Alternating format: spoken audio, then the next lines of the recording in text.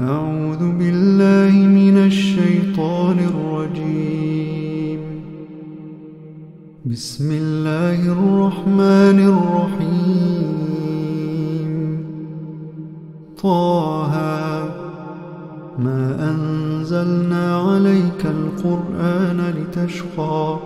إلا تذكرة لمن يخشى تنزيلا ممن خلق الأرض والسماوات العلى الرحمن على العرش استوى له ما في السماوات وما في الأرض وما بينهما وما تحت الثرى وإن تجهر بالقول فإنه يعلم السر وأخفى الله لا إله إلا هو الله لا إله إلا هو له الأسماء الحسنى.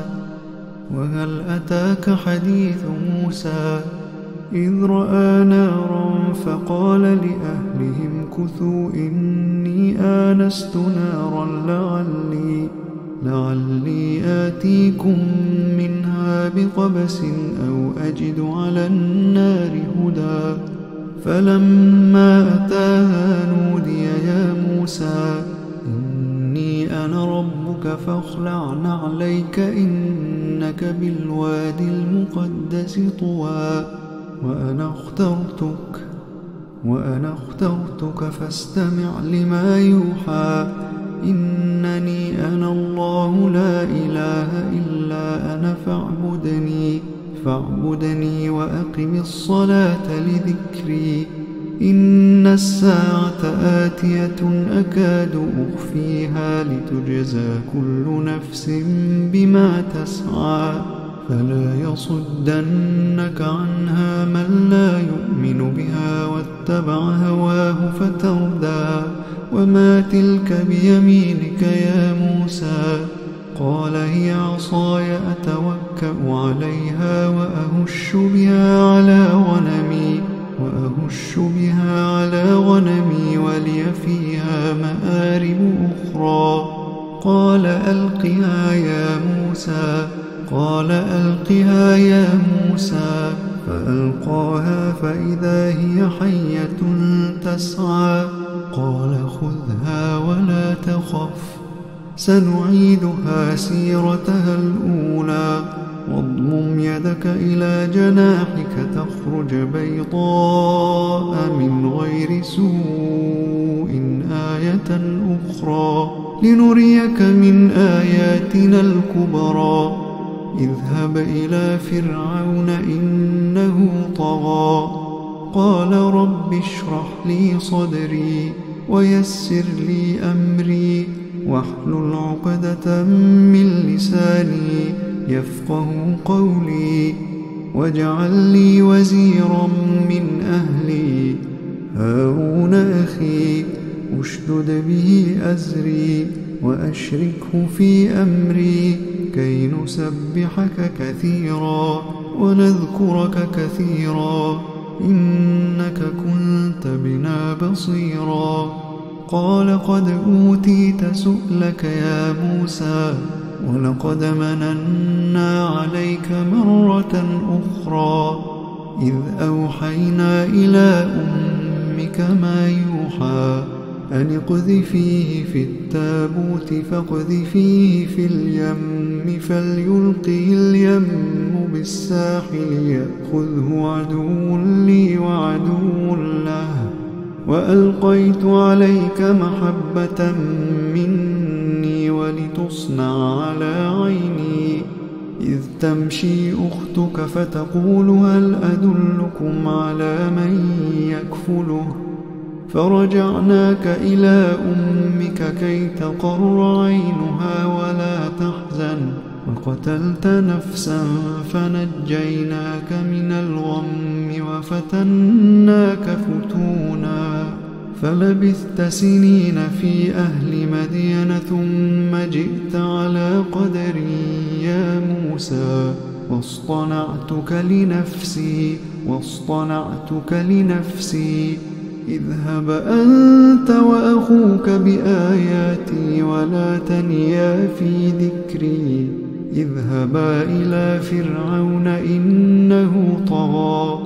فقولا له قولا لينا لعله يتذكر أو يخشى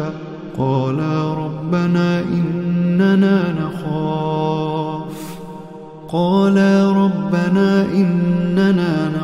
أن يفرط علينا أو أن يطغى قال لا تخافا إنني معكما أسمع وأرى فأتياه فقولا إنا رسولا ربك فأرسل معنا بني إسرائيل ولا تعذبهم قد جئناك بآية من ربك والسلام على من اتبع الهدى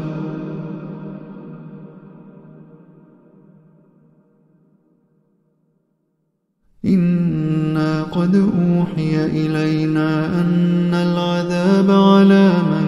كذب وتولى قال فمن ربكما يا موسى قال ربنا الذي أعطى كل شيء خلقه ثم هدى قال فما بال القرون الأولى قال علمها عند ربي في كتاب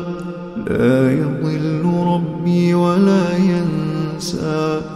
الذي جعل لكم الأرض مهدا وسلك لكم فيها سبلا وأنزل من السماء ماء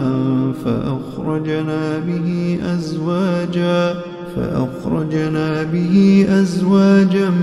من نبات شتى كلوا وارعوا أنعامكم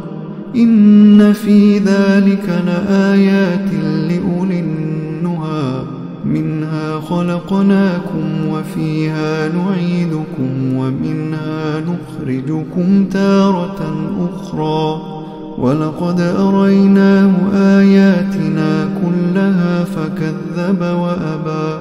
قال أجئتنا لتخرجنا من أرضنا بسحرك يا موسى فلنأتينك بسحر مثله فاجعل بيننا وبينك موعدا لا نخلفه نحن ولا أنت مكانا سوى قال موعدكم يوم الزينة وأن يحشر الناس ضحى فتولى فرعون فجمع كيده ثم أتى قال لهم موسى ويلكم لا تفتروا على الله كذبا فيسحتكم بعذاب وقد خاب من افترى فتنازعوا أمرهم بينهم وأسروا النجوى قالوا إن هذان لساحران يريدان أن يخرجاكم من أرضكم بسحرهما ويذهبا بطريقتكم المثلى فأجمعوا كيدكم ثم أتوا صفا وقد أفلح اليوم من استعلى قالوا يا موسى إما أن تلقي وإما أن نكون أول من ألقى قال بل ألقوا فإذا حبالهم وعصيهم يخيل إليه من سحرهم أنها تسعى فأوجس في نفسه خيفة موسى قلنا لا تخف إنك أنت الأعلى وألق ما في يمينك تلقف ما صنعوا إنما صنعوا كيد ساحر ولا يفلح الساحر حيث أتى ولا يفلح الساحر حيث أتى ولا يفلح الساحر حيث أتى. فألقي السحرة سجدا قالوا آمنا برب هارون وموسى. قال آمنتم له قبل أن آذن لكم إنه لكبيركم الذي علمكم السحر فلأقطعن أيديكم وأرجلكم من خلاف ولأصلبنكم في جذوع النخل ولتعلمن أينا أشد عذابا وأبقى. قالوا لن نؤثرك على ما جاءنا من البينات والذي فطرنا فاقض ما أنت قاض إنما تقضي هذه الحياة الدنيا إنا آمنا بربنا ليغفر لنا خطايانا وما أكرهتنا عليه من السحر والله خير وأبقى. إنه من يأت ربه مجرما فإن له جهنم لا يموت فيها ولا يحيا ومن يأته مؤمنا قد عمل الصالحات فأولئك لهم الدرجات العلى جنات عدن تجري من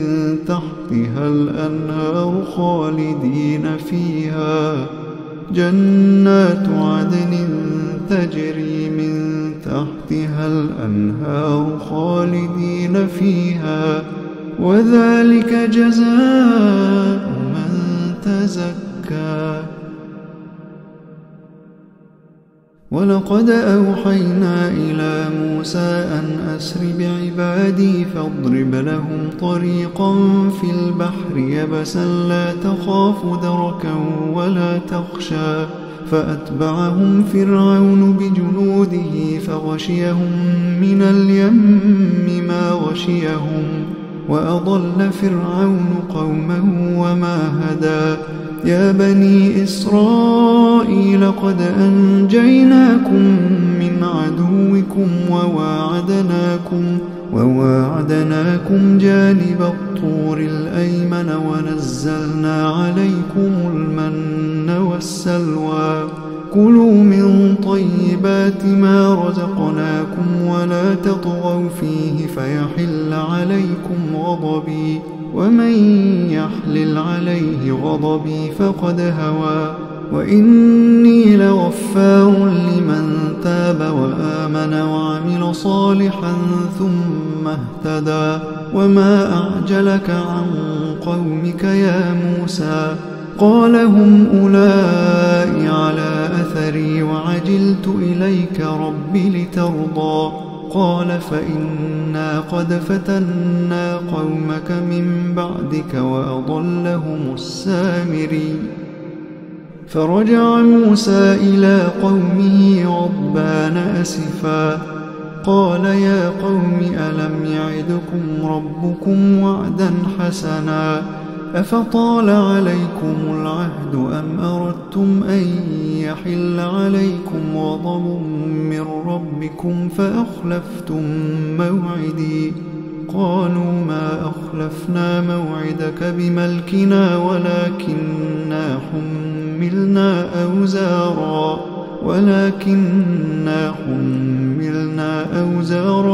من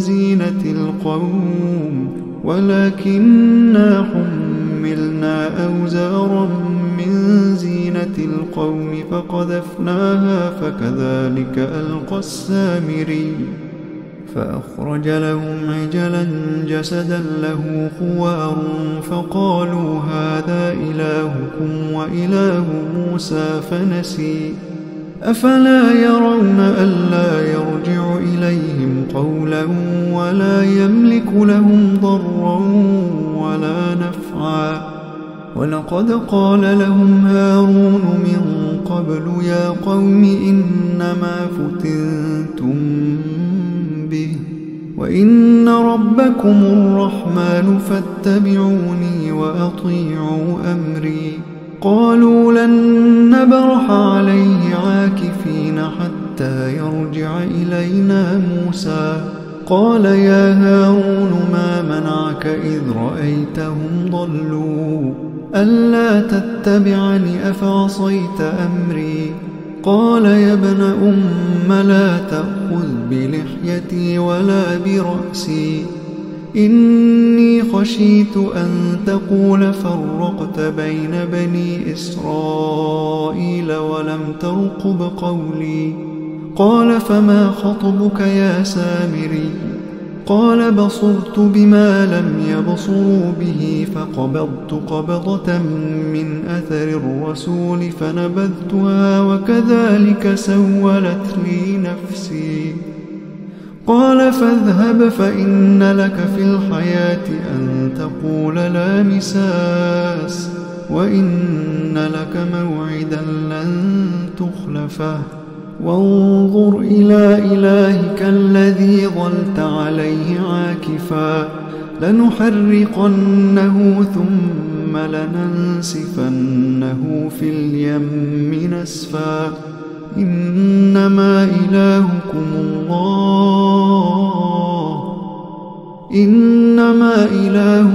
الله الذي لا إله إلا هو وسع كل شيء علما كذلك نقص عليك من أنباء ما قد سبق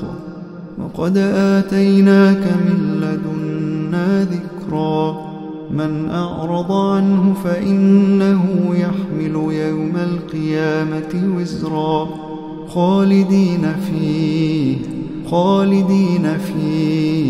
وساء لهم يوم القيامة حملا يوم ينفخ في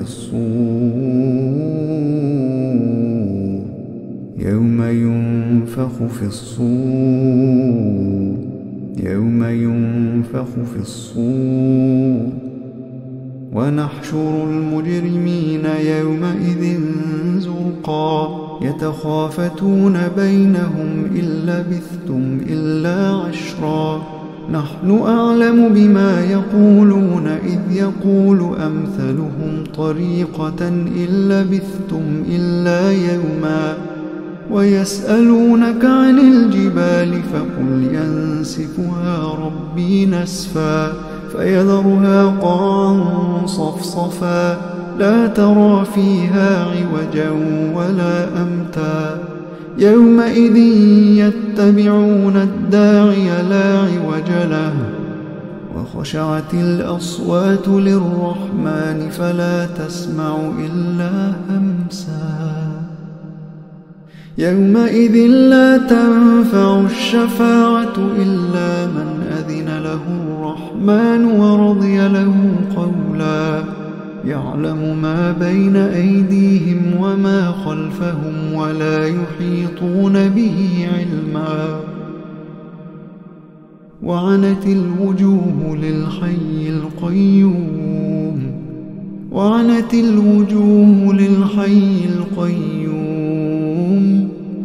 وقد خاب من حمل ظلما ومن يعمل من الصالحات وهو مؤمن فلا يخاف ظلما ولا هضما وكذلك أنزلناه قرآنا عربيا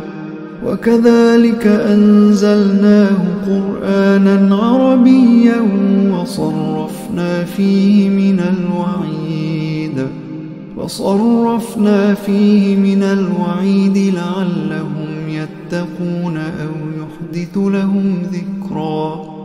فتعالى الله الملك الحق ولا تعجل بالقرآن من قبل أن يقضى إليك وحيه وقل رب زدني علما.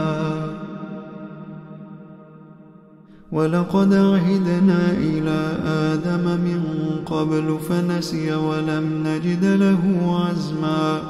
وإذ قلنا للملائكة اسجدوا لآدم فسجدوا إلا إبليس أبى. فقلنا يا آدم إن هذا عدو لك ولزوجك فلا يخرجنكما من الجنة فتشقى. إن لك ألا تجوع فيها ولا تعرى وأنك لا تظمأ فيها ولا تضحى. فوسوس إليه الشيطان قال يا آدم هل أدلك على شجرة الخلد وملك لا يبلى. فأكلا منها فبدت لهما سوآتهما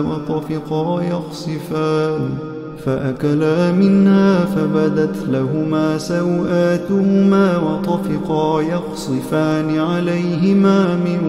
ورق الجنة. وعصى آدم ربه فغوى ثم اجتباه ربه فتاب عليه وهدى. قال اهبطا منها جميعا بعضكم لبعض عدو فإما يأتينكم مني هدى فمن اتبع هداي فلا يضل ولا يشقى. ومن أعرض عن ذكري فإن له معيشة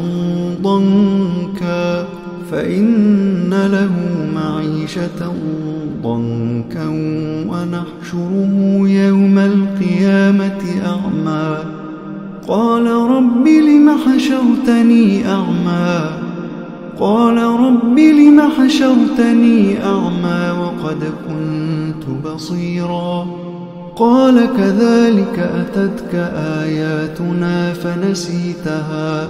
وكذلك اليوم تنسى.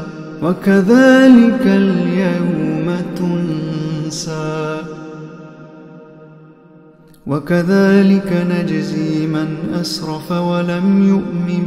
بآيات ربه ولعذاب الآخرة أشد وأبقى. أفلم يهد لهم كم أهلكنا قبلهم من القرون يمشون في مساكنهم إن في ذلك لآيات لأولي النهى. ولولا كلمة سبقت من ربك لكان لزاما وأجل مسمى. فاصبر على ما يقولون وسبح بحمد ربك قبل طلوع الشمس وقبل غروبها ومن آناء الليل فسبح وأطراف النهار لعلك ترضى. ولا تمدن عينيك إلى ما متعنا به أزواجا منهم زهرة الحياة الدنيا لنفتنهم فيه ورزق ربك خير وأبقى. وأمر أهلك بالصلاة واصطبر عليها لا نسألك رزقا نحن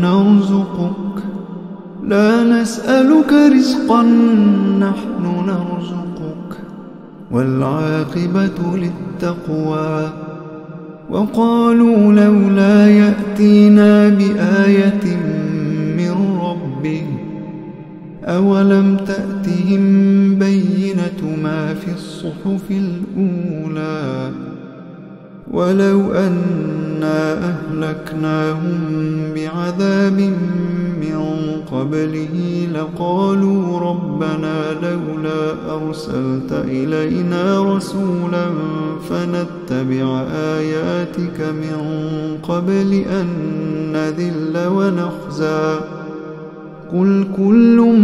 متربص فتربصوا فستعلمون من أصحاب الصراط السوي ومن اهتدى.